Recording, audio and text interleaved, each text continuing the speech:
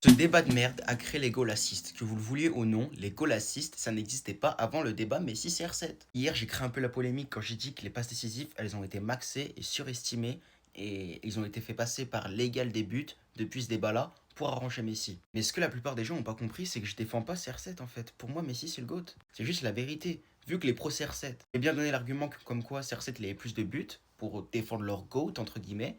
Et bah les premiers sites disaient bah on va rassembler les buts et les passes décisives et donc du coup Messi est plus décisif. Mais ce que je veux dire dans un but vaut plus qu'une passe décisive, je parle surtout pour les attaquants.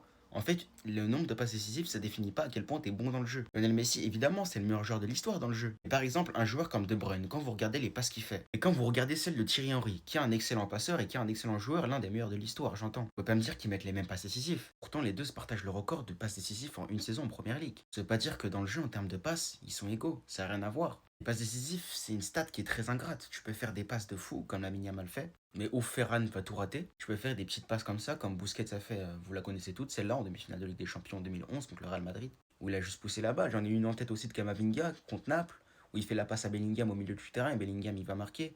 Ça peut être compté comme une passe décisive. De l'autre côté, tu peux faire une action où tu casses trois lignes et ça compte pas comme une passe décisive. Donc vous avez voulu faire croire que les passes décisives, ça définit à quel point tu es bon dans le jeu alors que ça n'a rien à voir. Et c'est à cause du débat Messi CR7. Ça a été un argument de plus pour dire que Messi est meilleur, mais il n'avait pas besoin de cet argument, c'est ça la vérité. Oui, les passes décisives, ça a toujours été une stat qui a existé, qui a été annoncée. C'est logique, c'est comme le nombre de matchs, etc. Mais quand on parlait d'un attaquant, on parlait tout le temps de ses buts. Parce que c'est logique, encore une fois. Même quand on parlait des milieux de terrain, et même pas des attaquants, des milieux de terrain, on parlait de leurs buts.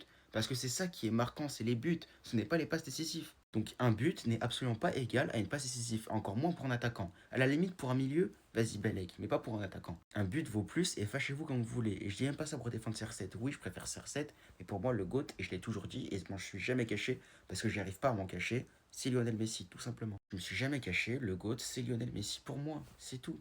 Hier, j'ai semé la confusion, je m'étais pas si bien exprimé que ça, mais j'espère qu'au moins maintenant c'est clair.